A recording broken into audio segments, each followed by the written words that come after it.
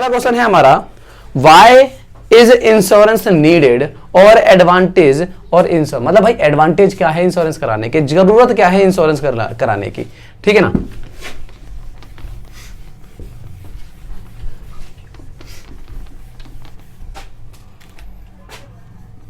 Y insurance needed या advantage लिख सकते हो, ठीक है, एडवांटेज करके भी पूछ सकता है,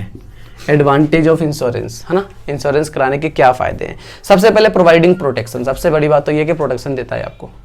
ठीक है। भाई आपने बाइक का इंश्योरेंस या आपने गुड्स का इंश्योरेंस करा लिया, ठीक है, एकदम से आग लग गई, ठीक है, बाइक या गुड्स जल गए, आपके पास उतने पैसे नहीं होंगे कि आप दोबारा से एकदम से अचानक अपना गुड्स या बाइक परचेज कर पाओ। कंपनी आपको हेल्प कर देती है,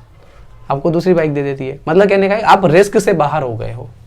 ठीक है ना, तो प्रोटेक्शन देता है आपको। दूसरा इन्वेस्टमेंट एलिमेंट, इन्वेस्टमेंट भी, अगर लाइफ इंश्योरेंस मैंने आपको बताया, लाइफ इंश्योरेंस तो इन्वेस्ट, आप पैसा लगा रहे हो, हर महीने 2000 4000 जो भी है वो आप पे कर रहे हो और रिटर्न में आपको अच्छा खासा एक अमाउंट दिया जाता है, ठीक है ना, तो इन्वेस्टमेंट पर्पस भी हो जाता है, दूसरा फायदा। तीसरा है डिस्ट्रीब्यूशन ऑफ रिस्क, रिस्क बढ़ जाता है। एक्चुअल में कंपनी ने किया क्या अपनी जेब से भरे, इस एक व्यक्ति के रिस्क को हमने तुम सारे लोगों में बांट दिया,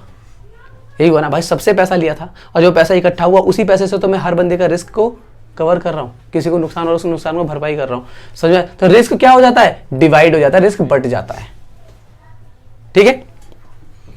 तो the insurance the risk of the 1% distributed among the many people, the policy holder as a pay a premium, सारे के सारे जितने भी प्रीमियम पे करते हैं पॉलिसी होल्डर होते हैं, सब में वो रिस्क बढ़ जाता है।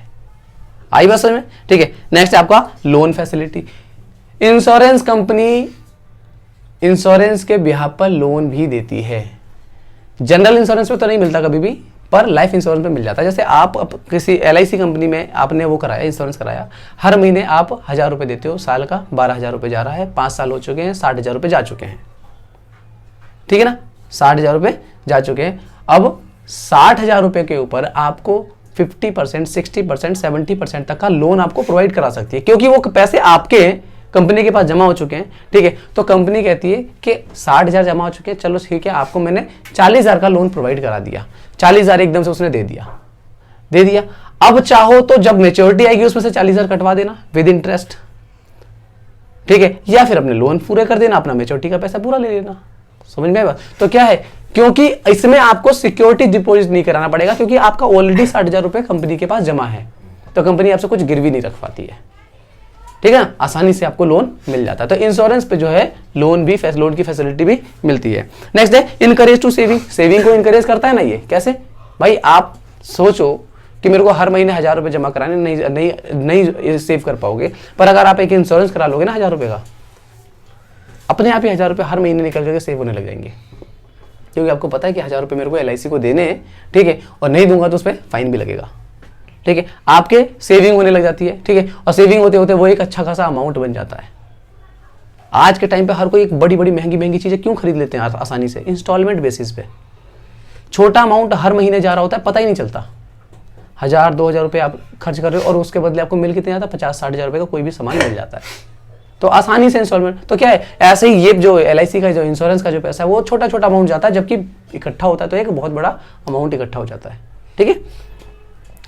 Helpful in the economic development of the country, भाई जब सेविंग होगी तो सेविंग क्या हो रही है, घर में पैसे जमा सब नहीं किए जा रहे हैं, ये बैंक में जमा हो रहे हैं, इंश्योरेंस कंपनी के पास जमा हो रहे हैं, तो वो पैसे कहाँ जा रहे हैं, इकोनॉमी के फ्लो कर रहे हैं, उससे क्या होगा, वो लोन देगी कंपनी, किसको, प्रोड्यूसर्स को लोन देगी, प्रोड्यूसर अब फिर प्रोडक्शन करेंगे और इससे क्या इकोनॉमी के अंदर पूरा पैसा सर्कुलेट करेगा, तो इकोनॉमी ग्रो करती है,